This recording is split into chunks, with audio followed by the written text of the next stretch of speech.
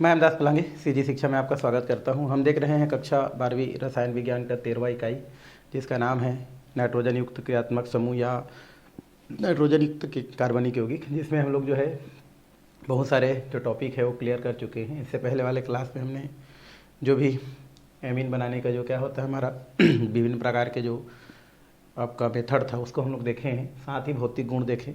अभी हमको देखना है रासायनिक गुण, क्योंकि रासायनिक गुण से भी आपको क्या करता है, आपका क्वेश्चन कर सकता है। तो चलिए हैं केमिकल प्रॉपर्टीज़ रासायनिक गुण के पास चलते हैं। तो रासायनिक गुण में बहुत सारा चीज़ दिया गया है जहाँ से आपको क्वेश्चन करता है। इनमें से पहला गुण दिया है क्षारीय प्रकृति। क्षारीय प्रकृति की बात करें, क्षारीय गुण की बात करें तो जो भी हमारा क्या होता है, जो एमीन होता है, चाहे वो प्राथमिक एमीन हो, चाहे वो द्वितीयक एमीन हो, चाहे वो तृतीयक एमीन हो, तीनों प्रकार के जो एमीन होते हैं वो तीनों प्रकार के जो एमीन होते हैं वो क्या होते हैं, लुईस क्षार होते हैं। क्या होते हैं हमारे? लुईस क्षार होते हैं। क्यों? लुईस के अनुसार ये कहा जाता है कि ऐसे कोई भी परमाणु जिनके पास क्या होता है हमारा लोन पैरा इलेक्ट्रॉन पाया जाता है, एकांकी इलेक्ट्रॉन युग्म पाया जाता है, वो सब के सब क्या कहलाता है, आपका लुईस क्षार कहलाता है। चूँकि हमारे प्राथमिक एमीन में बात करें, द्वितीयक एमीन में बात करें या तृतीयक एमीन में बात करें तो तीनों एमीन में क्या होता है, उसके अलावा अमोनिया की ही अगर बात करें तो सब में क्या होता है, आपका एकांकी इलेक्ट्रॉन युग्म पाया जाता है।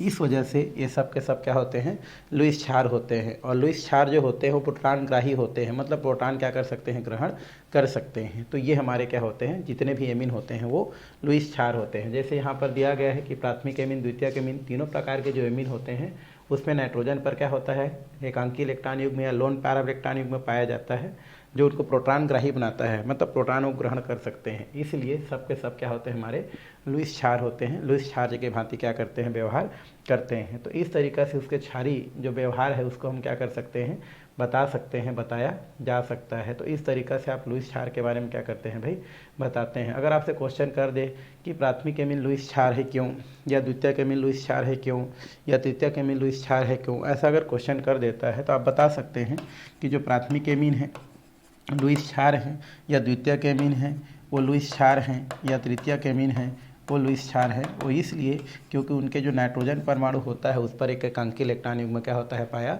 जाता है। और ऐसे कोई भी परमाणु जिनके पास एकांकी इलेक्ट्रॉन युग्म पाया जाता है वो लुईस के अनुसार क्या होता है, हमारा लुईस क्षार होता है। और इनमें है ना प्रोटॉन ग्रहण करने की क्या होता है, क्षमता होता है। तो इस तरीक़ा से पहला जो रासायनिक गुण है उसको हम क्या कर सकते हैं, बता सकते हैं, बताया जा सकता है। तो ये तो हो गया पहले क्षारीय गुण, है ना, जो कि अमोनिया या एमीन में क्या होता है, पाया जाता है। वो क्यों पाया जाता है, इसका रीज़न हो गया। तो क्वेश्चन आता है भी, मान लो आता है तो आप लिख सकते हैं कि प्राथमिक एमीन, द्वितीयक एमीन, तृतीयक एमीन जो है क्षारीय गुण दर्शाते हैं। क्यों?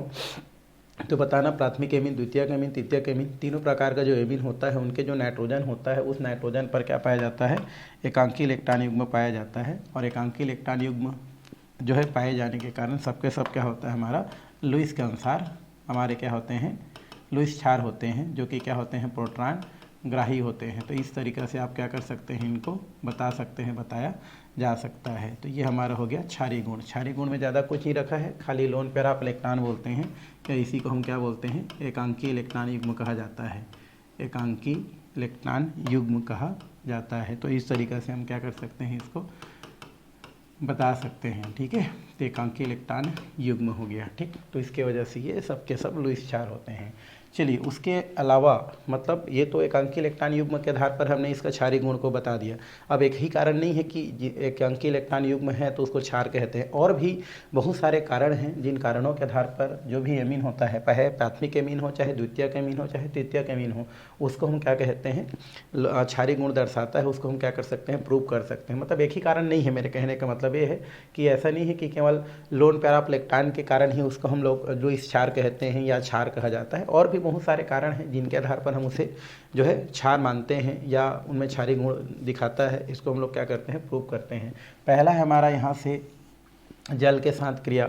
तो जल के साथ क्रिया जो होता है ये प्रोटॉन ग्रहण करने के आधार पर इसको लिया जाता है। तो ये हमारा क्या हो जाता है, जैसे प्राथमिक एमीन है इसको हम लोग क्या करते हैं, NH2 होता है, इनके पास लोन पैरा इलेक्ट्रॉन होता है। जल जो होता है सूत्र H2O होता है, जब ये टूट जाता है तो H+ आयन और OH- आयन बनाता है, अर्थात इस प्रोटॉन को अपनी ओर क्या करता है, ये आकर्षित कर लेता है। आकर्षित करता है तो यहाँ से आपका क्या हो जाता है, RNH3 हो जाता है, और इस पर दिया है तो प्लस चार्ज आ जाता है, और साथ में क्या जुड़ जाता है आपका इस प्रकार से OH क्या हो जाता है, माइनस चार्ज जुड़ जाता है। इसी को हम लोग ऐसे भी क्या कर सकते हैं, दर्शा सकते हैं। ये हो जाता है आपका RNH3, R क्या हो जाता है आपका NH3, R ये हो जाता है क्या भाई हमारा NH3, जिस पर प्लस चार्ज रहता है, और OH पर क्या होता है, माइनस चार्ज है। इस प्रकार आप प्राथमिक एमीन के लिए कर सकते हैं। चूँकि प्रोटॉन ग्रहण कर रहे हैं, इस वजह से भी हम क्या कहते हैं, इसको लुईस क्षार कहते हैं। और चूँकि हमारा क्या होता है, जल होता है वो H+ आयन और OH माइनस में टूटता है, जो कि H+ होता है, एक प्रोटॉन होता है जिसको एमीन क्या करता है, अपनी ओर खींच लेता है, और इस प्रकार से एक अमोनियम लवण का क्या करता है, निर्माण करता है। इसके वजह से हम क्या कह सकते हैं, उनको जो है लुईस क्षार कहते हैं। दूसरा नंबर अगर हम देखें तो R2 ये होता है हमारा NH, और ये होता है हमारा H2O। फिर ये टूटेगा H+ आयन में और OH माइनस आयन में। फिर इनके पास लोन पैराप्लेक्टान है भाई, उसको क्या कर लेगा, अपनी ओर खींच लेगा इस प्रकार से। तो ये हमारे फिर एक से यौगिक बन जाएगा हमारा। तो यहाँ पर क्या हो जाता है हमारा R2, ये हो जाता है आपका NH2, यहाँ पर प्लस चार्ज, ये OH हो जाता है। इसको हम लोग क्या लिख सकते हैं, R2 ये हो जाता है आपका NH2, इस पर प्लस चार्ज, और OH क्या होता है आपका माइनस चार्ज। इसी प्रकार आप थर्ड नंबर को भी लिख सकते हैं भाई, ये हो जाता है R3। यहाँ पर कुछ नहीं है फिलहाल तो, बट ये जल के साथ क्या करता है, क्रिया करता है। तो ये H+ आयन और OH क्या करता है, हमारा माइनस आयन देता है। तो ये उसको अपनी ओर क्या कर लेता है, खींच लेता है। तो उस स्थिति में क्या बन जाता है आपका R3, ये हो जाता है NH+, और यहाँ पर हम लोग क्या करते हैं, इसको OH क्या हो जाता है आपका माइनस, OH को माइनस को हाइड्रोक्साइड बोलते हैं भाई, ठीक है। तो NH हो गया, प्लस में हो गया OH हाइड्रोक्साइड। अब इसको हम लोग देखें तो क्या हो जाता है हमारा R3, ये हो जाता है NH+, और ये क्या हो जाता है आपका OH माइनस। तो इस तरीक़ा से चूँकि हर में प्रोटॉन ग्रहण कर रहा है, तो प्रोटॉन ग्रहण करने के आधार पर भी हम क्या कर सकते हैं, एमीन का जो क्षारीय गुण है उसको हम क्या कर सकते हैं, बता सकते हैं। मतलब ये अन्य कारण के अंतर्गत आता है। किसके कारण, अन्य कारण के अंतर्गत इसको रखा जाता है। तो इस तरीक़ा से इसको क्या किया जा सकता है, बताया जा सकते हैं।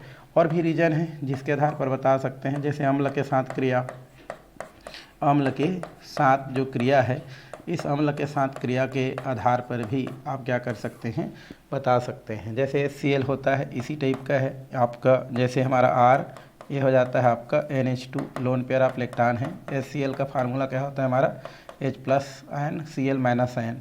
तो इसको अपनी ओर क्या कर लेगा, ये खींच लेगा इस प्रकार से। तो क्या बन जाएगा आपका, ये बन जाएगा R, ये हो जाता है आपका NH3, यहाँ प्लस चार्ज, और इसको हम लोग कर देते हैं आपका माइनस चार्ज, है ना, अमोनियम क्लोराइड बोल सकते हैं। सेम हम दूसरा के लिए कर सकते हैं भाई। तो R2 ये हो जाता है आपका NHCl, ये प्लस होता है माइनस होता है, लोन पैराप्लेक्टान होता है, खींच लेता है। तो क्या बनाएगा हमारा R, ये हो जाता है आपका NH2, है ना। इस पर कौन सा चार्ज हो जाएगा, प्लस चार्ज हो जाएगा। तो क्या हो जाएगा R2, ये हो जाता है आपका N, एक H ले रहा है तो 2+ चार्ज, कोष्टक बंद कर देते हैं, Cl माइनस बना देते हैं। तो इस तरीक़े से आप बता सकते हैं। थर्ड नंबर है हमारा R3 है। फिर क्या है हमारा N, लोन पैराप्लेक्टान है। HCl में देखेंगे तो प्लस चार्ज है, माइनस चार्ज है, इलेक्ट्रॉन खींच लिया। क्या बनाएगा हमारा, ये हो जाता है हमारा N3NH प्लस हो जाता है, और ये Cl माइनस हो जाता है। तो इसके आधार पर भी हम जो एमीन होता है उनके क्षारीय गुण को क्या कर सकते हैं, बता सकते हैं। तो पहला कारण तो है ही। अन्य कारण जल के साथ क्रिया, अम्लों के साथ क्रिया, क्योंकि वो प्रोटॉन ग्रहण कर रहा है और एक साल्ट बना रहा है ना, ये साल्ट बन रहा है भाई, है ना।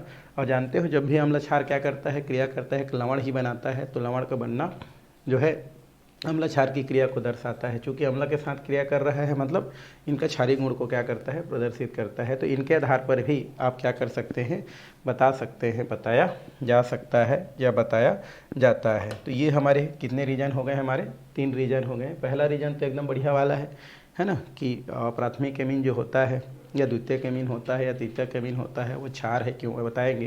तो आप बता देना भाई, प्राथमिक एमीन हो, द्वितीयक एमीन हो, तृतीयक एमीन हो, उनके जो नाइट्रोजन परमाणु होता है उनके पास लोन पैराप्लेक्टान पाया जाता है। और लुईस ये कहता है कि जिनके पास लोन पैराप्लेक्टान पाया जाता है वो सबके सब क्या होते हैं, हमारे लुईस क्षार होते हैं।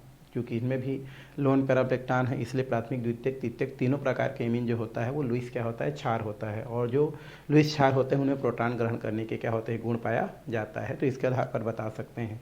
क्योंकि जल के साथ क्रिया करके वो क्या कर रहा है, हमारा प्रोटॉन ग्रहण कर रहा है, इसके आधार पर, और हाइड्रोक्साइड बना रहा है। तो उसके आधार पर भी आप क्या कर सकते हैं, जो भी एमीन है उनके क्षारीय गुण को बता सकते हैं। अम्लों के साथ क्रिया कर रहा है, चूँकि अम्ल के साथ क्रिया कर रहा है मतलब ये क्षार है और लवण बना रहा है, तो इसके आधार पर भी आप क्या कर सकते हैं, इसके गुण को हम बता सकते हैं, बताया जा सकता है। तो ये तो बात हो गया हमारा किसका, ये क्षारीय गुण। और भी हैं एमीन के क्षारीय प्रबलता के कारण, जिसको हमको थोड़ा सा क्या करना है, अभी देखना है।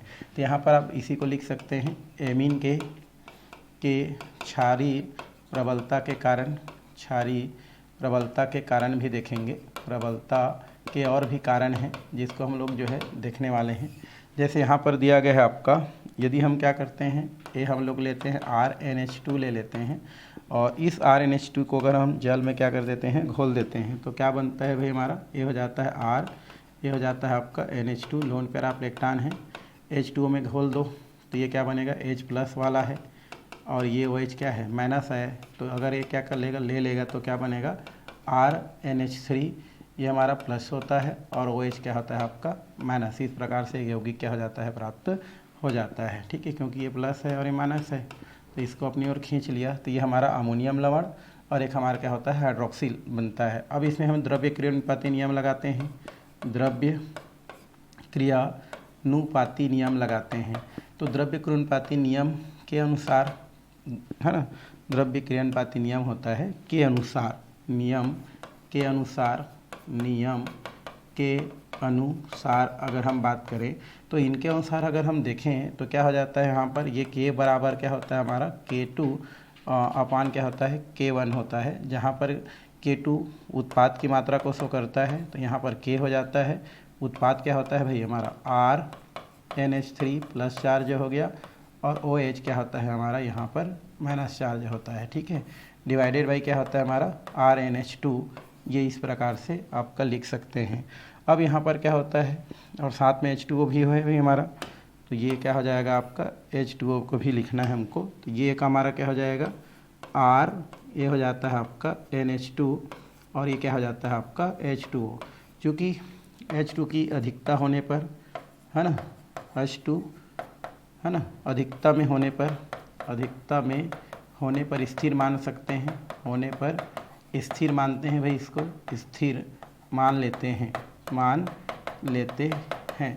तो ये हमारा क्या होता है, H2 अधिकता में होता है, इसलिए हम इसका मान स्थिर मान लेते हैं। तो यहाँ पर क्या हो जाता है आपका KH2O हो जाता है, और ये क्या हो जाता है आपका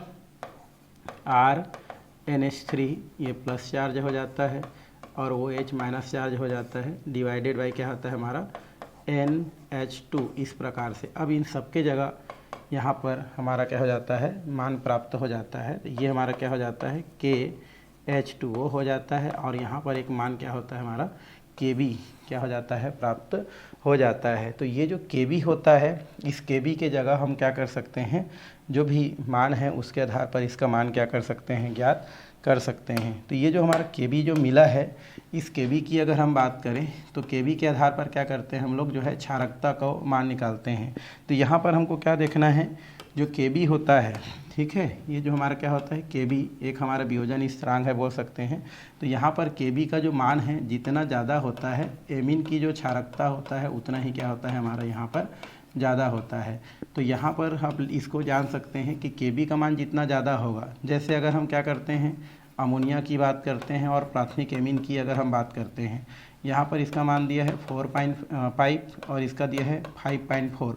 तो यहाँ पर इसका मान दिया है Kb में कितना दिया है हमारा, ये मान दिया है Kb का मान 4.5, और इसमें Kb का मान कितना दिया है हमारा 5.4। तो यहाँ पर किसकी क्षारकता ज़्यादा होगी, तो ये जो ज़्यादा मान दिया है Kb का, उसका मान क्या होगा आपका, इसमें Kb का मान ज़्यादा दिया है, मतलब इनकी क्षारकता ज़्यादा है और इनकी क्षारकता क्या होता है, कम होता है। मतलब हम ये जो Kb होता है उसका मान आपको दिया रहेगा, उस मान के आधार पर आप बता सकते हैं कि Kb का मान जितना ज़्यादा होगा उस एमीन की क्षारकता उतनी ही ज़्यादा होगा, और Kb का मान जितना क्या होगा, कम होगा, एमीन की क्षारकता उतना ही क्या होगा आपका, कम होगा। तो इसके आधार पर आप क्या कर सकते हैं, उसको बता सकते हैं, बताया जा सकता है। बट आजकल वैकल्पिक रूप से बात करें, वैकल्पिक रूप से देखें तो आजकल जो हमारा जो Kb होता है, ये Kb होता है हमारा, ये ऋणात्मक लॉग है ना, Pkb के क्या होता है हमारा बराबर होता है। तो यहाँ पर जो Kb का मान होता है आजकल वैकल्पिक रूप से इसको कैसे लिखते हैं, के बी बराबर क्या होता है, माइनस लॉग पी के बी होता है। और ये जो पी के बी का जो मान होता है, पी के बी का जो मान होता है, इसका जस्ट अपोजिट होता है। इसका मान जितना ज़्यादा होता है क्षारकता उतना क्या होता है हमारा, कम होता है। इसका जो मान रहेगा जितना ज़्यादा होगा पी के बी का मान, उतना क्षारकता क्या होगा, कम होगा। और के बी वाला क्या था, जितना ज़्यादा था क्षारकता भी उतना ज़्यादा था। बट पी के बी का जो मान होता है, जितना इनका मान ज़्यादा होगा क्षारकता उतना कम होगा। जैसे अमोनिया के लिए आपका इसका मान दिया है आपका 2 क्या दिया है, 1 दिया है मान लो। और एमीन के लिए इसका जो मान दिया है वो क्या दिया है, 1.1 दिया है। ठीक है, 1 कितना दिया है हमारा, 1 दिया गया है। तो यहाँ पर क्या किया है हमारा, इसका मान जो है पी के बी में इसका मान 2.1 और इसका मान कितना दिया है हमारा, ये 1 कितना कर देते हैं 1। तो यहाँ पर जो है किसकी क्षारकता ज़्यादा होगा, ये जो कम वाला है उनकी क्षारकता ज़्यादा होगा। किसके आधार पर, पी के बी के आधार पर। तो पी के बी का मान जितना ज़्यादा होता है समझो क्षारकता उतना ही ज़्यादा होता है। और पी के बी का मान जितना ज़्यादा होता है क्षारकता उतना कम होता है। तो पी के बी के आधार पर थोड़ा सा उल्टा है और ये इसके आधार पर अलग होता है। तो इसके आधार पर भी जो है क्षारकता क्या किया जाता है आपका, निकाला जा सकता है, निकाल सकते हैं, बताया जा सकता है। तो इस तरीक़े से हम क्या कर सकते हैं, इसको बता सकते हैं। आपके बुक में इससे रिलेटेड बहुत सारा जो है कुछ मान दिया गया है, उस मान के आधार पर आप के बी और पी के बी को क्या कर सकते हैं, आप दर्शा सकते हैं, बता सकते हैं। तो इनके आधार पर भी क्षारकता ज्ञात करते हैं। उसके अलावा और भी यहाँ पर क्षारकता का गणना करने के लिए कुछ आपको दिया गया है, मैं यहीं पर आपको बता रहा हूँ। थ्योरी आपको लिखना है अगर क्वेश्चन आ जाता है तो, है ना भाई। तो यहाँ पर हम थोड़ा सा और बात करते हैं। यहाँ पर एक दिया गया है हमारा, इसका नाम दिया है RNH2, इसको हम लोग बोलते हैं एलिफेटिक एमीन। ठीक है, ये जो एलिफेटिक एमीन होता है, इनकी जो क्षारकता है वो अमोनिया से क्या होता है हमारा, अधिक होता है। ठीक है, एलिफेटिक जो एमीन है, देखो R जुड़ा है और NH2 है, मतलब एलिफेटिक एमीन है। तो एलिफेटिक एमीन की जो क्षारकता है वो अमोनिया से क्या होता है आपका, अधिक होता है।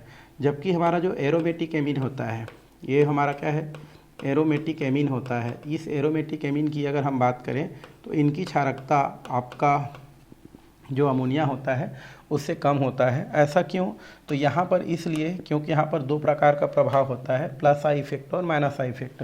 इनमें जो R समूह होता है ये क्या होता है हमारा, प्लस आई इफेक्ट वाला होता है। और इसमें का जो बेंजीन समूह होता है, मतलब C6H5 वाला समूह होता है, ये क्या होता है, माइनस आई इफेक्ट वाला होता है, मतलब धनात्मक प्रेरणिक प्रभाव और ऋणात्मक प्रेरणिक प्रभाव। तो यहाँ पर जो R है वो हमारा धनात्मक प्रेरणिक प्रभाव को प्रदर्शित करता है। धनात्मक प्रेरणिक प्रभाव मतलब होता है इलेक्ट्रॉन देने वाला। तो ये क्या करता है हमारा, अपना इलेक्ट्रॉन किसको दे देता है हमारा, ये नाइट्रोजन को दे देता है। तो नाइट्रोजन पर इलेक्ट्रॉन घनत्व और क्या हो जाता है, बढ़ जाता है। पहले से तो उनके पास इलेक्ट्रॉन था, ऊपर से हमारा R क्या होता है, प्लस आई इफेक्ट होने के वजह से क्या करता है, उनको और ज़्यादा इलेक्ट्रॉन दे देता है, जिससे इसके पास जो है एकांकी इलेक्ट्रॉन की संख्या और क्या हो जाता है, बढ़ जाता है। जिससे प्रोटॉन ग्रहण करने की जो क्षमता है उसमें और वृद्धि हो जाता है, जो उनकी अम्लीयता को क्या उनकी क्षारकता को क्या कर देता है, बढ़ा देता है। जिसके वजह से इनकी क्षारकता अमोनिया से क्या हो जाता है आपका, बढ़ जाता है। जबकि हमारा जो एरोमेटिक एमीन होता है, एरोमेटिक में जो हमारा क्या होता है, जो C6H5 वाला भाग होता है, जिसको हम बेंजीन के रूप में दर्शाए हैं। ठीक है, इसी को हम लोग कैसे लिख सकते हैं, और के रूप में C6H5 और ये हमारा क्या होता है NH2। ऐसे भी हम लोग इसी को क्या कर सकते हैं, लिख सकते हैं। ठीक है, तो यहाँ पर ये जो हमारा फेनिल समूह होता है ये माइनस आई इफेक्ट वाला होता है। माइनस आई इफेक्ट वाला समूह का मतलब क्या होता है, इलेक्ट्रॉन को ग्रहण करने वाला होता है भाई। इलेक्ट्रॉन को ग्रहण करना मतलब अपनी ओर खींचना। तो अपनी ओर क्या करता है, ये लोन पैरा इलेक्ट्रॉन को खींच लेता है। तो अमोनिया एमीन के पास जो है आपका एकांकी जो घनत्व होता है, इलेक्ट्रॉन घनत्व कम हो जाता है और प्रोटॉन ग्रहण करने की क्षमता कम हो जाता है, जो उनकी क्षारकता को क्या कर देता है, कम कर देता है। यही वजह है कि इनकी क्षारकता अमोनिया से क्या होता है आपका, कम होता है। तो इस तरीक़ा से आप इसको क्या कर सकते हैं, बता सकते हैं। क्वेश्चन अगर आता है कि कारण बताइए कि जो हमारा क्या होता है, एलिफेटिक जो एमीन होता है उनकी क्षारकता अमोनिया से ज़्यादा होता है, क्यों। तो आप बता सकते हैं कि जो एलिफेटिक एमीन होता है उसमें जो R वाला जो समूह होता है वो प्लस आई इफेक्ट वाला समूह होता है, जो अपना इलेक्ट्रॉन किसको करता है, नाइट्रोजन को दे देता है। जिससे नाइट्रोजन पर इलेक्ट्रॉन घनत्व क्या हो जाता है आपका, बढ़ जाता है और उसमें प्रोटॉन ग्रहण करने की क्षमता भी बढ़ जाती है। जिसके वजह से है ना, उनका जो क्षारकता है अमोनिया की अपेक्षा क्या हो जाता है, ज़्यादा हो जाता है। क्योंकि पहले से दोनों के पास एक लोन पैरा इलेक्ट्रॉन था ना, बट ये और दे दिया तो उसका क्षारक जो है प्रोटॉन ग्रहण करने की क्षमता और बढ़ जाता है। इस वजह से इनका जो क्षारिकी गुण है वो ज़्यादा, अमोनिया के क्षार के गुण कम होता है। अगर हम नीचे की बात करें तो एरोमेटिक जो एमीन होता है उनकी क्षारकता अमोनिया से कम होता है। वजह ये होता है कि एरोमेटिक में जो हमारा ये फेनिल समूह होता है ये हमारा माइनस आई इफेक्ट वाला होता है, जो क्या करता है इलेक्ट्रॉन ग्रहण करने वाला होता है। जो क्या करता है, ये जो नाइट्रोजन के लोन पैरा इलेक्ट्रॉन होता है उसको अपनी ओर क्या कर लेता है, खींच लेता है। खींच लेने से उसके पास लोन पैरा इलेक्ट्रॉन जो है गायब हो जाता है, मतलब उसके पास इलेक्ट्रॉन घनत्व तो कम हो जाता है, जिससे प्रोटॉन ग्राही क्षमता उससे कम हो जाती है, जो उनकी क्षारकता को क्या कर देती है, कम कर देती है, और अमोनिया की क्षारकता क्या हो जाती है, बढ़ जाती है।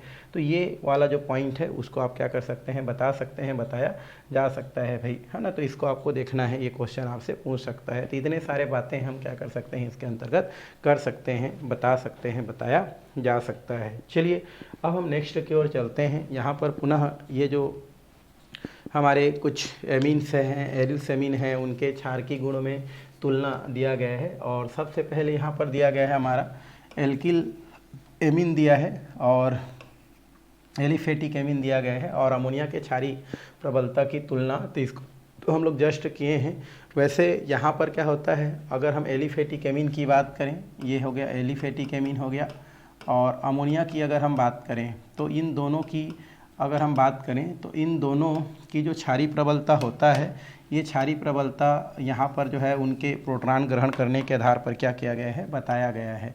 तो ये हमारा जो क्या होता है, हमारा जो प्राथमिक एमीन होता है, और ये हमारा जो क्या होता है, अमोनिया होता है। इन दोनों की अगर हम बात करें तो इनमें जो प्रोटॉन ग्रहण करने की जो क्षमता होता है, किनमें, जो प्राथमिक एमीन में, वो क्या होता है हमारा ज़्यादा होता है, और अमोनिया में क्या होता है हमारा कम होता है। तो इस स्थिति में मान लो ये क्या करता है, हमारा प्रोटॉन ग्रहण करता है, तो इस स्थिति में इनका क्या हो जाता है, प्रोटॉन ग्राही क्षमता क्या होता है आपका ज़्यादा होने की वजह से, जैसे HCl हम करेंगे तो ये क्या हो जाएगा हमारा RNH3+ बनाता है, ठीक है। ये हमारा क्या हो जाता है R और NH3, है ना, जो टूथ हमारा क्या हो जाता है RNH3+ हो जाता है। और इसकी हम बात करें तो ये को अगर क्या करता है, ये ग्रहण करता है, तो उस स्थिति में क्या हो जाता है आपका ANH4 बनाता है। तो यहाँ पर आप देख रहे हैं कि यहाँ पर भी प्रोटॉन ग्रहण करने की क्षमता है, यहाँ पर भी प्रोटॉन ग्रहण करने की क्षमता है। तो यहाँ पर जो एलिफेटिक एमीन होता है और जो अमोनिया होता है, दोनों की अगर हम बात करें तो वहाँ पर क्या होता है कि जो प्राथमिक एमीन होता है उस पर जो R वाला होता है वो हमारा प्लस आई इफेक्ट वाला होता है, जो अपना इलेक्ट्रॉन किसको दे देता है भाई, ये जो नाइट्रोजन को क्या कर देता है, यहाँ से दे देता है, जिससे इसका इलेक्ट्रॉन डेंसिटी और पहले से बढ़ जाता है, और प्रोटॉन ग्राही जो क्षमता है वो पहले से क्या हो जाता है आपका वृद्धि हो जाता है, जिसके वजह से ये अधिक क्या करता है, प्रोटॉन को ग्रहण करता है, किनके अपेक्षा, अमोनिया के अपेक्षा। इस वजह से जो एलिफेटिक एमीन होता है वो हमारा क्या होता है, अमोनिया से क्या होता है, ज़्यादा क्षारी होता है ना। और इसके आधार पर हम ये बोल सकते हैं कि जैसे जैसे एल्किल समूह की संख्या बढ़ते जाता है, जैसे R2 हो गया और NH हो गया, तो इनकी क्षारकता और बढ़ जाता है। R3 हो जाता है तो इनकी क्षारकता और क्या हो जाता है आपका बढ़ जाता है। क्यों? क्योंकि जैसे जैसे एल्किल समूह बढ़ते जाता है, प्लस आई इफेक्ट वाला समूह की संख्या बढ़ता है, और वो उतना ही क्या करता है, नाइट्रोजन को इलेक्ट्रॉन देता है। तो इलेक्ट्रॉन देने से नाइट्रोजन की इलेक्ट्रॉन डेंसिटी क्या हो जाता है आपका, बढ़ते जाता है, और प्रोटॉन ग्रहण करने की क्षमता भी बढ़ते जाता है। इस वजह से जैसे जैसे एल्किल समूह की संख्या बढ़ती जाती है, जो एमीन होता है उनके नाइट्रोजन जो होता है उनमें प्रोटॉन ग्रहण करने की क्षमता भी क्या होते जाता है आपका बढ़ते जाता है। और इसके कारण से आपका जो हमारा एमीन है उसमें अगर देखा जाए तो जो प्राथमिक एमीन होता है वो आपका क्या होता है, हमारा कम क्षारकी बोल सकते हैं। तृतीयक एमीन जो होता है, ये तृतीयक एमीन जो होता है, तृतीयक एमीन जो होता है वो अधिक क्षारकी, क्योंकि उनमें हमारा क्या होता है, R3N होता है, ठीक है, क्योंकि वो ज़्यादा क्या करता है हमारा, इसमें 3 प्लस आई इफेक्ट वाला है जो नाइट्रोजन के इलेक्ट्रॉन डेंसिटी को ज़्यादा बढ़ाता है, इस वजह से इसके क्षारकीयता ज़्यादा होता है। फिर उसके बाद किसका होता है, हमारा द्वितीयक एमीन का होता है, द्वितीयक एमीन का होता है, जिसको हम लोग जो है किसके रूप में दर्शाते हैं, R2 और NH के रूप में दर्शाते हैं। और सबसे कम किसका होता है, हमारा प्राथमिक के होता है, किसके आधार पर, प्रोटॉन ग्रहण करने के आधार पर, ठीक है। प्राथमिक एमीन का सबसे क्या होता है, कम होता है, तो R और ये हो जाता है आपका NH2। तो यहाँ पर इस तरीक़ा से हम क्या कर सकते हैं, बता सकते हैं कि प्रोटॉन ग्रहण करने के आधार पर, अगर हम किसके आधार पर देखें, प्रोटॉन ग्रहण करने के आधार पर, प्रोटॉन ग्रहण करने के आधार पर अगर देखें तो तृतीयक एमीन की क्षारकता सबसे ज़्यादा होगा, और प्राथमिक एमीन की क्षारकता क्या होगा, हमारा कम होगा। मतलब ये कम क्षारकी होगा, और ये क्या होगा हमारा अधिक क्षारकीय होगा। ये क्या होगा हमारा भाई अधिक क्षारकीय होगा। क्यों? क्योंकि जैसे जैसे हम क्या करते हैं आर की संख्या बढ़ाते हैं नाइट्रोजन की प्रोटॉन ग्रहण करने की क्षमता बढ़ती जाता है। तो यहाँ पर हम जो है बता सकते हैं कि जो है प्रोटॉन ग्रहण करने की क्षमता के आधार पर अगर हम देखें तो यहाँ पर तृतीयक एमीन सबसे क्या होता है हमारा ज़्यादा क्षारकीय होता है, क्योंकि उसमें 3 एल्किल समूह हैं और अमोनिया जो है कम क्षारकीय होता है। तो इस तरीके से बता सकते हैं। बट ये जो हमारा नियम है वो केवल प्रोटॉन ग्रहण करने के आधार पर सही है।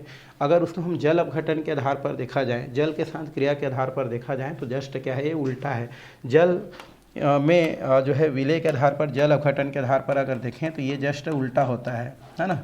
जल अपघटन के आधार पर, ठीक है, जल अपघटन के आधार पर हम देखें है ना, ये अभी जो हम लोग बात किए हैं कि तृतीयक एमीन अधिक क्षारीय है, अमोनिया या प्राथमिक एमीन कम क्षारीय है, वो किसके आधार पर होता है? प्रोटॉन ग्रहण करने के आधार पर होता है। बट जल अपघटन के आधार पर अगर हम देखें तो ये जस्ट क्या होता है आपका उल्टा होता है। उसमें क्या होता है हमारा जो प्राथमिक एमीन होता है, ये प्राथमिक एमीन जो होता है ये अधिक क्षारीय होता है जल अपघटन के आधार पर, मतलब RnH2 अधिक क्षारीय होगा। फिर हमारा क्या होता है द्वितीयक एमीन होता है, द्वितीयक एमीन होता है। फिर कौन होता है हमारा तृतीयक एमीन होता है, तृतीयक एमीन होता है। तो इसके आधार पर देखेंगे तो जस्ट क्या है हमारा उल्टा है RNH, और ये कितना हो जाएगा हमारा, ये हो जाता है R3N। तो इसके आधार पर हम जस्ट देखें तो उसके आधार पर ये सबसे ज़्यादा तो कौन हो जाएगा हमारा अमोनिया हो जाएगा। तो ये हो गया NH3। तो इसके आधार पर अमोनिया सबसे ज़्यादा है और इसके आधार पर इसमें सबसे कम है।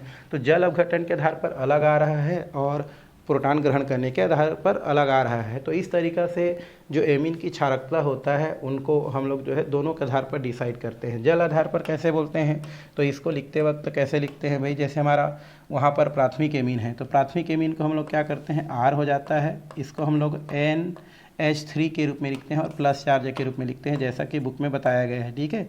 तो ये हो जाता है NH और ये कितना होता है H, इसमें कौन सा चार्ज होता है प्लस चार्ज होता है। तो उस स्थिति में इसके साथ क्या होता है हमारा एक हमारा OH2 यहाँ पर इस प्रकार से जुड़ता है, हमारा जल के अणु क्या होता है जुड़ जाता है, ठीक है। ये हो जाता है हमारा OH2 मतलब H2O, यहाँ पर भी हमारा क्या हो जाएगा जुड़ जाएगा तो ये H2O, और यहाँ पर भी क्या हो जाता है हमारा H2O क्या हो जाता है आपका जुड़ जाता है। तो इसके साथ 3 हाइड्रोजन बंध बनाता है और इस वजह से ये क्षारकता को क्या करता है आपका बढ़ा देता है, ठीक है। तो यहाँ से हम क्या कर सकते हैं इसको, ये इस प्रकार से O और ये हो गया H2, यहाँ पर हम देखेंगे तो ये हो जाता है O और ये हो जाता है H2 और ये हो जाता है O और ये हो जाता है H2। किस में हुआ हमारा प्राथमिक एमीन में, प्राथमिक एमीन में इस तरीक़ा से आप बता सकते हैं। फिर किस में कर सकते हैं द्वितीयक एमीन में, तो R ये हो जाता है N और इधर H कर देते हैं, इधर H कर देते हैं और इसमें प्लस चार्ज है। तो इसके साथ देखो ये हमारा क्या बनता है हमारा OH2, यहाँ पर भी बोल सकते हैं OH2। अगर हम तृतीयक एमीन द्वितीयक की बात कर रहे हैं, अगर हम तृतीयक की बात करें तो कितना होता है हमारा NH होता है, मतलब इसके साथ जो है बहुत कम हाइड्रोजन बंध बनता है। तो इस तरीक़ा से हम क्या कर सकते हैं, जल अपघटन के आधार पर इनका जो क्रम है वो अलग हो जाता है और जो है प्रोटॉन ग्रहण करने के आधार पर अलग होता है। उसके अलावा और भी हमारा होता है त्रिविन्यासी बाधा होता है। त्रिविन्यासी क्या होता है भाई बाधा, त्रिविन्यासी जो बाधा होता है, इस त्रिविन्यासी बाधा के वजह से, त्रिविन्यासी बाधा के वजह से भी प्रोटॉन ग्रहण करने की जो क्षमता है ना वो क्या हो जाता है आपका कम हो जाता है। तो त्रिविन्यासी क्या देखेंगे हम लोग बाधा के आधार पर देखते हैं अगर, तो त्रिविन्यासी जो बाधा होता है इसमें हमारा क्या होता है, मान लो नाइट्रोजन से 3 एल्किल समूह यहाँ पर इस प्रकार से क्या हुआ है जुड़ा हुआ है। तो अगर मेथिल समूह जुड़ा हो तो उस स्थिति में नाइट्रोजन में प्रोटॉन ग्रहण करने में कोई परेशानी नहीं होता है। बट जैसे जैसे एल्किल समूह बढ़ते जाता है, मान लो यहाँ पर क्या हो जाता है मेथिल के जगह क्या हो जाता है हमारा C2H5 हो गया, इधर C2H5 हो गया और यहाँ पर C2 क्या हो जाता है हमारा H5 हो जाता है उस स्थिति में इसमें त्रिविन्यासी बाधा उत्पन्न हो जाता है। ये तीनों हमारे क्या होते हैं, जो बड़े वाले एल्किल समूह होते हैं वो नाइट्रोजन को पूरी तरीक़ा से क्या करते हैं, आपका पूरा घेर लेते हैं, जिसके वजह से नाइट्रोजन जो होता है वो प्रोटॉन ग्रहण करने के लिए उपलब्ध नहीं हो पाता है। और इनका जो त्रिविन्यासी जो बाधा होता है, जैसे जैसे एल्किल समूह क्या होते जाता है आपको बढ़ते जाता है, त्रिविन्यासी बाधा क्या होते जाता है आपका बढ़ते जाता है। और ये केवल तृतीयक एमीन में पाया जाता है, जो कि आपको मेथिल वाला अगर समूह हो तो आपको कोई परेशानी नहीं है, लेकिन जैसे जैसे मेथिल से बड़ा समूह जाते जाता है उनमें त्रिविन्यासी बाधा क्या होते जाता है, उत्पन्न होते जाता है। और इसके आधार पर जो एमीन होता है उनके जो प्रोटॉन ग्रहण करने की जो क्षमता है वो धीरे धीरे क्या होते जाता है, आपका कम होते जाता है। तो इतने रीज़न के आधार पर आप क्या कर सकते हैं, जो भी एमीन की जो क्षारकता है उसको हम क्या कर सकते हैं, बता सकते हैं, बताया जा सकता है। और यहाँ पर कुछ आपको क्वेश्चन दिया है, जिस क्वेश्चन को आपको अरेंज करना है कि कौन सा जो है ज़्यादा जो है क्षारकी होगा, कौन कम क्षारकी होगा। तो उस क्षारकता का जो प्रबलता है वो तीनों चारों के आधार पर निकाला जाता है, प्रोटॉन ग्रहण करने के आधार पर, जल अपघटन के आधार पर और त्रिविन्यासी जो बाधा होता है, तीनों के आधार पर उसको क्या किया जाता है, ज्ञात किया जाता है। जैसे यहाँ पर दिया है आपका, एक दिया है यहाँ पर C2H5, यहाँ पर हम लिख सकते हैं C2H5 दिया है। उसके अलावा आपका क्या दिया है, NH2, फिर क्या दिया है C2H5, और यहाँ पर दिया है NH, और ये दिया है C2H5। एक और दिया है हमारा, है ना, एक और यहाँ पर क्या दिया गया है भाई, तो ये दिया गया है आपका C2H5, ये हो जाता है N, और ये हो जाता है C2H5, और एक दिया है हमारा C2H5, और एक लास्ट दिया है हमारा अमोनिया। इस तीनों की बात करें तो इसमें तो त्रिविन्यासी बाधा है तो सबसे कम होगा, ठीक है, प्राथमिक वाला नहीं। अब इसमें देखो एल्किल आपको तीनों देखना है ना, जल अपघटन देखना है, उसके अलावा आपका प्रोटॉन ग्रहण करने की क्षमता, तो इनमें सबसे ज़्यादा होगा द्वितीयक एमीन में। तो अरेंज करेंगे तो कौन आएगा पहले, C2H5, और यहाँ पर हम 2 कर देते हैं, और ये हो जाता है आपका NH, सबसे पहले में ये होगा, ये अधिक क्षारी होगा, है ना, क्रम है। और उसके बाद क्या हो जाएगा C2H5, ये हो जाता है NH2, और ये त्रिविन्यासी बाधा की वजह से ये सबसे कम हो जाता है, तो ये हमारा हो जाता है N, और सबसे कम किसका होता है, हमारा अमोनिया का होता है, ठीक है। तो ये हो जाता है N, और सबसे कम किसका होता है, हमारा अमोनिया का होता है। तो ये कम क्षारी होता है, और ये क्या होता है, हमारा अधिक क्षारी होता है। तो इस तरीक़ा से आप जो है बता सकते हैं, क्वेश्चन आपसे पूछ सकता है। तो ये आपको क्या करना है, याद में रखना है। सेम अगर हम इसी चीज़ को किसके लिए करें, मेथिल समूह के लिए करें, तो थोड़ा सा ये चेंज आपको देखने को मिलता है। जैसे यहाँ पर दिया है CH3NH2, और यहाँ पर दिया है आपका CH3, यहाँ पर कोष्टक बंद कर दूँ 3, और ये हो जाएगा N, और ये दिया है आपका CH3, और ये हो जाता है 2, और ये हो जाता है आपका N, और इधर हमारा क्या दिया है H, और ये अमोनिया दिया गया है। तो इसमें थोड़ा सा आपका क्या है, अंतर है। अंतर ये है कि हम लोग इसको थोड़ा सा चेंज कर सकते हैं। सबसे ज़्यादा क्या होगा हमारा CH3, और ये हमारा 2 कर देते हैं, और ये हो जाता है NH। उसके बाद हम क्या करते हैं, तृतीयक ज़्यादा उतना प्रभाव नहीं पड़ता है, तो N, ये कोष्टक बंद हो जाता है 3, और ये हो जाता है, फिर क्या हो जाएगा हमारा प्राथमिक, इस प्रकार से NH2, और सबसे कम किसका होता है, अमोनिया का होता है। तो इस तरीक़ा से इसको भी क्या कर सकते हैं, हम दर्शा सकते हैं। ये तीनों के आधार पर इसको क्या किया जाता है, दर्शाया जाता है, ठीक है। तो इसको आपको क्या करना है, देखना है। तो ये तो हो गया हमारा एक और कारण। आगे आपका दिया है एरिलेमिन। एरिलेमिन मतलब एरोमेटिक एमीन को बोलते हैं ना। तो ये हमारा क्या होता है, हमारा जो एरोमेटिक एमीन होता है उनका जो क्षारकता है वो अमोनिया से क्या होता है, आपका कम होता है। तो उसको हमको देखना है। क्वेश्चन आया भी है आपका, तो इम्पोर्टेंट क्वेश्चन है, ठीक है। आपको क्वेश्चन क्या कर रहा है, आपको क्वेश्चन ये कर रहा है कि हमारा जो क्या होता है, जो एरोमेटिक एमीन होता है, जैसे हमारा एक एरोमेटिक ने लिख दिया जिसका नाम क्या होता है, एनिलीन। इनकी जो क्षारकी प्रबलता है वो हमारा क्या होता है, कम होता है। किनके अपेक्षा, अमोनिया की अपेक्षा। मतलब अमोनिया ज़्यादा क्षारकी है और हमारा जो एनिलीन है वो कम क्षारकी है, ऐसा आपको दिया जा रहा है, ठीक है। तो उसको आपको यहाँ से करना है, क्योंकि यहाँ पर इनका जो pKb का जो मान होता है, pKb का जो मान होता है किसका, ये जो NH2 है इनका, मतलब एनिलीन का जो pKb का जो मान होता है वो ज़्यादा होता है, और अमोनिया का जो pKb का मान होता है कम होता है। तो जिसका मान जितना कम होता है pKb का मान, उसका क्षारकता उतना ही ज़्यादा होता है। तो वो आपके लिखा है कि जो भी हमारे एनिलीन के जो उच्च pKb जो PKB जो होता है इनका मान से ज्ञात होता है कि जो हमारा क्या होता है इसका एनिलीन का जो क्या होता है PKB के मान से ज्ञात होता है कि इनका जो क्षारीय गुण होता है वो अमोनिया से और एलिफेटिक से क्या होता है हमारा कम होता है। मतलब यहाँ पर एनिलीन का जो हमारा क्या होता है जो क्षारकीय गुण होता है वो अमोनिया की तुलना में और एलिफेटिक जो एमीन होता है इनके तुलना में क्या होता है आपका कम होता है। इसका रीज़न ये है कि इनमें क्या होता है अनुनादी संरचना पाया जाता है। एनिलीन में क्या पाया जाता है अनुनादी संरचना पाया जाता है और अनुनादी संरचना के कारण इनका जो लोन पैराप्लेक्टान है वो बेंजीन रिंग में क्या हो जाता है आपका विस्थानीकृत होता है, जिसके वजह से वो प्रोटॉन ग्रहण करने के लिए उपलब्ध नहीं रह पाता है और इस वजह से वो प्रोटॉन ग्रहण नहीं कर पाता है, जो उनकी क्षारकता को क्या करता है आपका कम करता है। यही वजह है और कुछ वजह नहीं है। जैसे हम यहाँ से क्या कर सकते हैं इसको निकाल सकते हैं, बता सकते हैं। ये हमारा बेंजीन हो गया, ये हमारा क्या होता है NH2, इसके पास लोन पैराप्लेक्टान है, ये हम जानते हैं इस प्रकार से। अब ये अनुनादी संरचना इसमें होता है इसलिए अपना इलेक्ट्रॉन यहाँ शिफ्ट करता है, तो ये इलेक्ट्रॉन यहाँ पर क्या करता है जम कर देता है, तो एक स्थिति आपको क्या होता है प्राप्त होता है जो आप पहले क्या कर चुके हैं पढ़ चुके हैं। तो ये डबल बॉन्ड हो गया NH2 हो गया और इसमें प्लस चार्ज की स्थिति आ गया, मतलब प्रोटॉन ग्रहण करने की क्षमता क्या हो गया कम हो गया। अब यहाँ पर लोन पैराप्लेक्टान हो गया, ठीक है। अब इस स्थिति में क्या होता है ये और ये, अब यहाँ पर ये इस तरीके से चला जाता है तो ये हमारा यहाँ पर शिफ्ट हो जाता है, तो एक स्थिति और क्या होता है आपका निर्मित होता है, ठीक है। तो ये क्या हो गया हमारा डबल बॉन्ड NH2 है ना, ये प्लस हो गया, ये लोन पैराप्लेक्टान ये यहाँ पर चला गया, ये यहाँ का यहाँ। अब ये यहाँ पर शिफ्ट होगा, यहाँ पर शिफ्ट होगा तो ये क्या हो जाता है आगे शिफ्ट हो जाता है, तो हमारे एक स्थिति और क्या होती है आपकी निर्मित होती है। तो डबल बॉन्ड क्या हो जाता है आपका NH2, ये हो जाता है हमारा प्लस चार्ज और यहाँ पर ये चला गया तो लोन पैराप्लेक्टान ये यहाँ पर और ये यहाँ पर।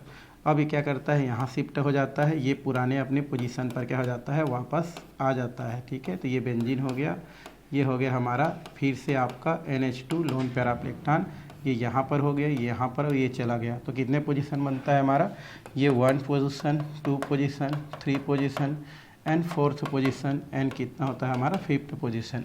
तो यहाँ से क्वेश्चन आया है कि आपको क्वेश्चन करता है कि एनिलीन या एरोमेटिक एमीन अमोनिया के अपेक्षा क्या होता है कम क्षारीय होता है, क्यों। तो आप बताना एनिलीन जो होता है उनका और अमोनिया का जो है अगर क्षारीय प्रबलता की बात करें तो एनिलीन का जो क्षारीय प्रबलता है वो अमोनिया की अपेक्षा क्या होता है कम होता है। ये हम जो है PKB का मान भी देख करके बता सकते हैं, या यहाँ पर लिख सकते हैं कि PKB का मान देखने से पता चलता है कि जो एनिलीन होता है उस एनिलीन की जो क्षारीय प्रबलता होता है वो अमोनिया की अपेक्षा या एलिफेटिक एमीन की अपेक्षा कम होता है। इसका कारण ये है कि जो एरोमेटिक एमीन होता है एनिलीन जो होता है उसमें अनुनादी संरचना पाया जाता है और अनुनादी संरचना के कारण जो नाइट्रोजन होता है उसमें क्या हो जाता है आपका जो लोन पैराप्लेक्टान होता है वो विस्थानीकृत हो जाता है। विस्थानीकृत हो जाने से वो प्रोटॉन ग्रहण करने के लिए उपलब्ध नहीं रह पाता है और प्रोटॉन ग्रहण करने के लिए उपलब्ध न रहने के कारण क्या होता है उनका क्षारकता कम हो जाता है। यही रीज़न है और कुछ नहीं है, और यही चीज़ यहाँ पर क्या किया गया है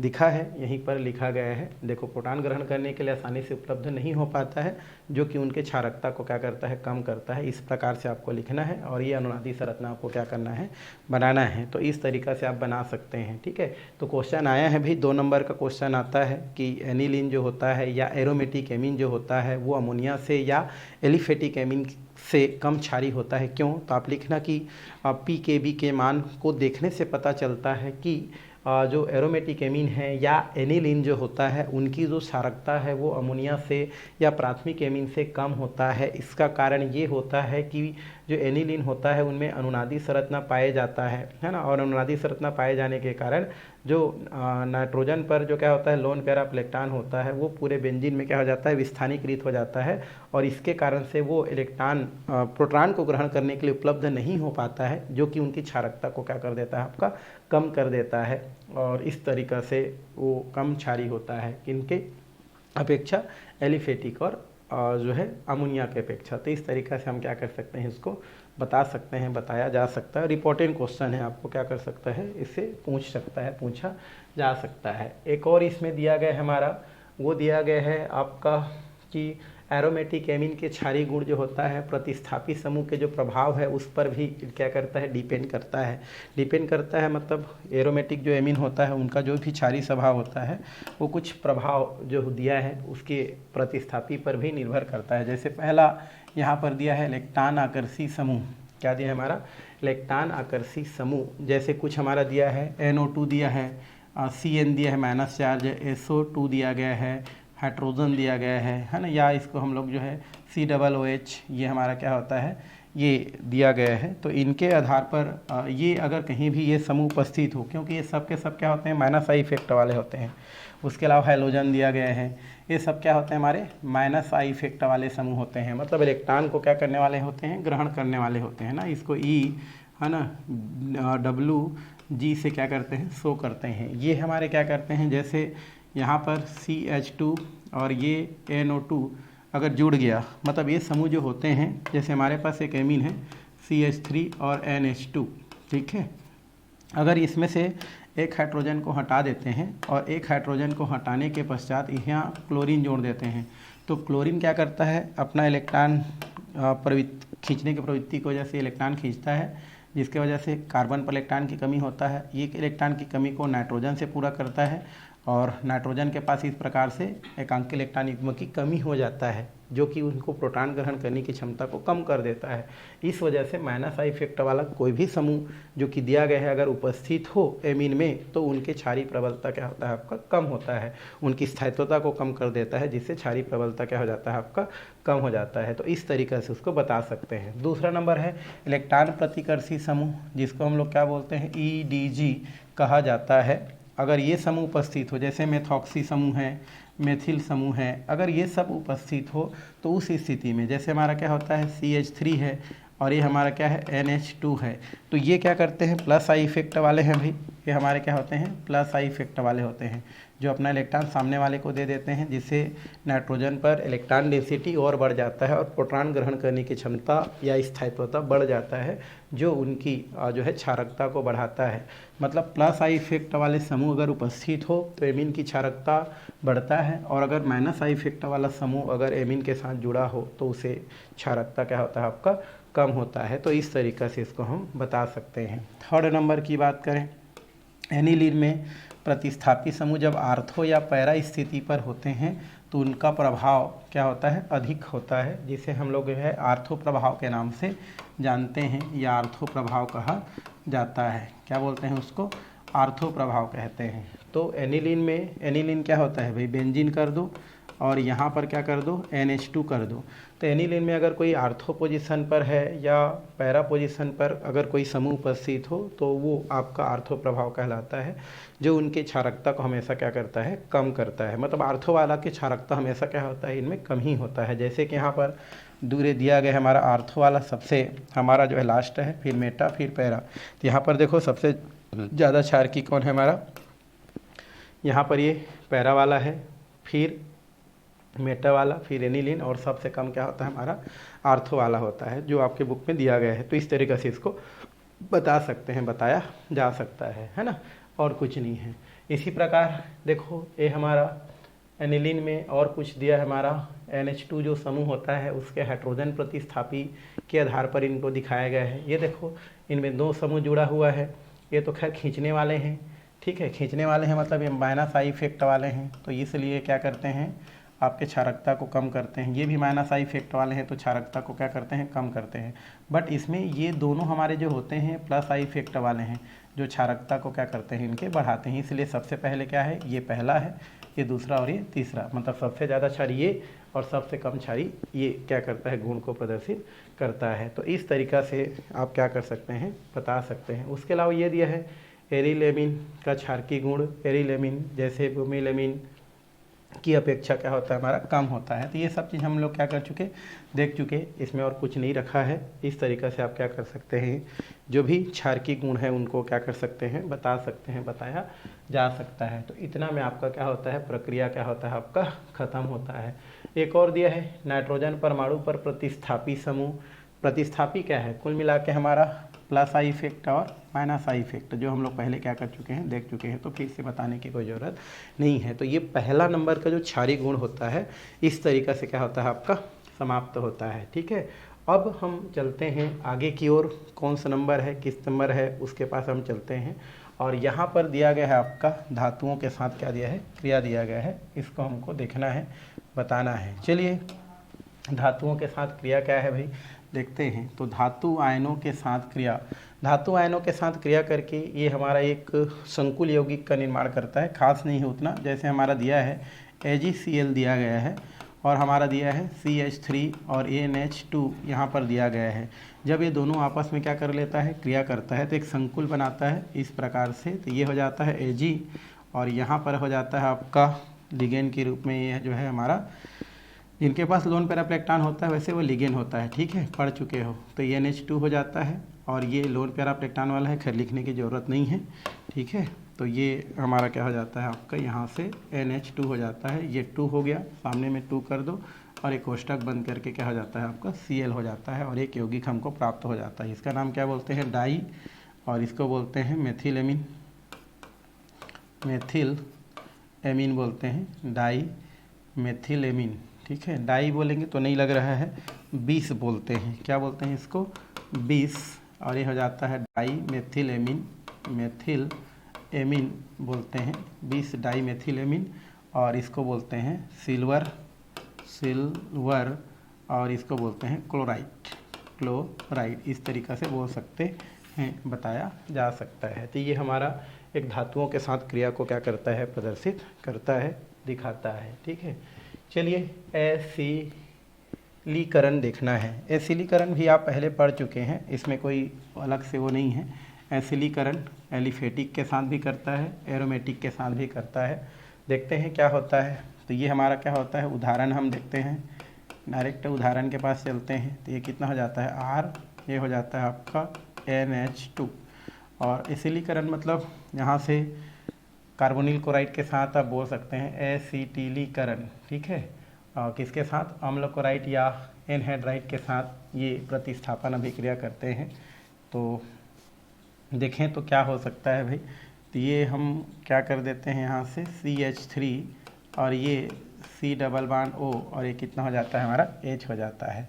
तो इस तरीक़ा से यहाँ से क्या होगा, अगर एक हाइड्रोजन यहाँ से क्या कर दें हम लोग, रिप्लेस कर दें, ये हमारा प्लस हो गया, ये क्या हो गया, माइनस हो गया, तो क्या निकल जाएगा यहाँ से HCl गायब हो गया। तो बनेगा क्या, R, ये हो जाता है आपका NH, उसके बाद क्या है C डबल बॉन्ड क्या हो जाता है O, और इधर क्या हो जाता है आपका CH3। इस प्रकार से यौगिक हमको क्या हो जाता है, प्राप्त हो जाता है। यही अभिक्रिया क्या कहलाता है आपका, एसिलीकरण कहलाता है। तो अम्ल क्लोराइड के साथ क्रिया करा सकते हैं। तो इस तरीक़े से हमारा यौगिक क्या होता है, आपको प्राप्त होता है या प्राप्त कर सकते हैं। ठीक है, इसको बेंजीन के लिए भी कर सकते हैं। ठीक, तो ये हो गया आपका, फ़िलहाल आज के क्लास में इतना ही करते हैं। बाकी जो है हम लोग आगे का टॉपिक आने वाले क्लास में क्या करने वाले हैं, देखने वाले हैं।